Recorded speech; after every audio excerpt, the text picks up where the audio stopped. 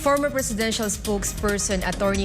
Roque urged China to reveal whoever had promised to remove BRP Sierra Madre from Ayungin Shoal.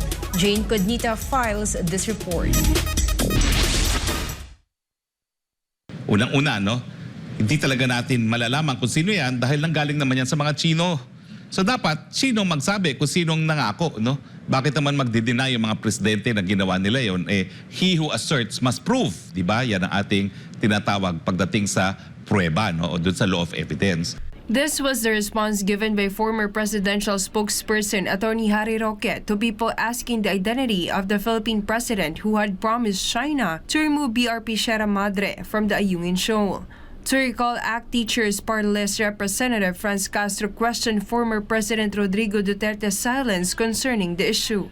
Two former Philippine presidents, Joseph Estrada and Gloria Macapagal Arroyo, already denied promising China to remove BRP Sierra Madre from the disputed waters. Roque added there was no reason to worry whoever had promised China to remove the rusty tank landing ship in the Ayungin Shoal. So wag tayo masyadong mabahala dyan. Wag natin pag-isipan masyado yung issue na yan dahil unang-una nga, kahit sino pa ang naglubog dyan, hindi naman po yan nagpapalakas ng ating titulo.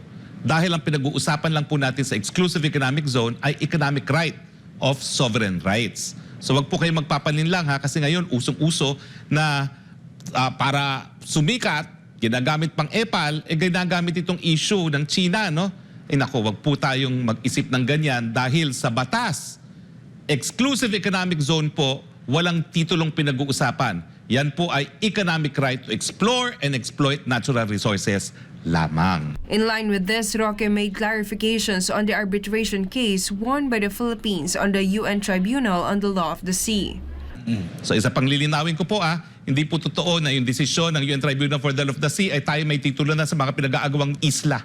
Wala pa pong ganyang desisyon kasi nga ang pinag-aagawan natin isla.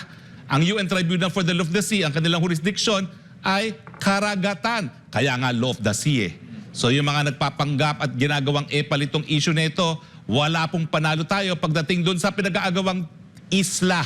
Hanggang ngayon po, hindi pa nare-resolba ang pinag-aagawang isla kung sino mga may titulo dito sa pinag-aagawang isla dahil hindi po yan sakop ng Tribunal for the Law of the Sea. Sentido ko mo naman po, kapag karagatan ang pinag-uusapan, hindi po sakop ang kalupaan. Reiterating his stance, Roque stressed he is not pro-China, but pro-Philippines, and all he is after is to ensure the welfare of the Filipinos, instead of campaigning to boycott Chinese products to condemn the incident involving a Chinese Coast Guard ship using water cannon to block a Filipino boat from performing a resupply mission to BRP Sierra Madre in Ayungin Shoal earlier this month. Reporting, this has been Jayne Codnita, SMNI News. China said it hopes South Korea and other countries will join hands for solidarity and development within the Asia-Pacific region. This comes amid the increasing tensions following the trilateral summit of the top leaders of U.S., South Korea, and Japan at Camp David last week. Sigrid Castañeda has the details. China expects South Korea, together with other countries, to cooperate to avoid division, dispute and confrontation, adding that unity should be embraced for peace and prosperity of the entire Asia-Pacific region. This was stated by Chinese Foreign Ministry spokesperson Wang Wenbin in a press briefing this week. On the other hand, South Korean Foreign Minister Park Jin said in an interview with Yonhap News Agency that Seoul gave a detailed explanation regarding its trilateral meeting with Japan and the U.S. at Camp Davis last Friday to China through diplomatic channels. Park clarified that the purpose of the meeting was not to target any nation. He also stressed that South Korea is ready to build a healthy and mature relationship with China according to the principle of respect that will benefit both countries. 中方注意到朴正外长的有关表态，在美日韩领导人戴维营会晤结束后，韩方通过外交渠道向中方介绍了会晤情况，并做了解释说明。针对此次美日韩领导人会晤和共同文件相关情况， 特别是涉华消息动向，中方已公开表明严正立场关切，也第一时间向有关方面提出严正交涉。According to Wang, China noticed Foreign Minister Park Jin's comment after the summit at Camp David, where Park gave details to China about what was discussed in the summit through diplomatic channels. Furthermore, China advised partner countries to be wise in their statements and acts about China.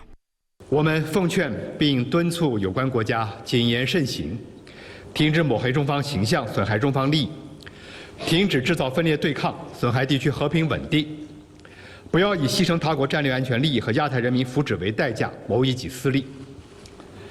中方重视韩方表达的希望同中方发展关系的意愿，希望韩方同中方和地区国家一道，拒绝分裂冲突、阵营对抗的旧模式，开辟亚太团结合作、繁荣发展的新前景。 Wang said that some countries should just stop the destructive allegations to ruin China's image. In addition, Wang also said to stop division, confrontation, and acts that bring damage to peace and stability in the region, as well as to stop selfish interests. For God and my beloved Philippines, this has been Sigrid Castañeda, SMNI News. Defense ministers from the UAE and China expressed the willingness of both their countries to deepen military cooperation. Jonathan Acobo has the details. Marhaba! UAE Air Force and Air Defense Minister Ibrahim Nasir Mohammed Al Alawi met with State Councilor and Minister of National Defense Li Shangfu in Beijing for bilateral talks. Li said Beijing aims to transform China-UAE relations into a model of state-to-state relations.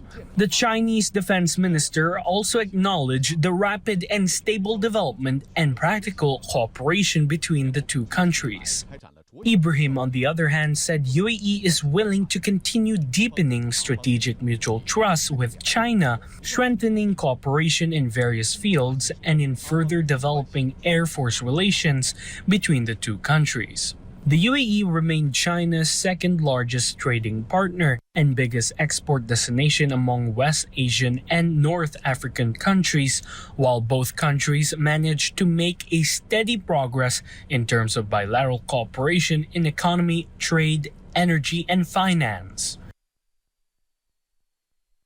Emirati and Chinese military forces earlier this month participated in the Falcon Shield 2023 exercises in China as part of their deepening military ties.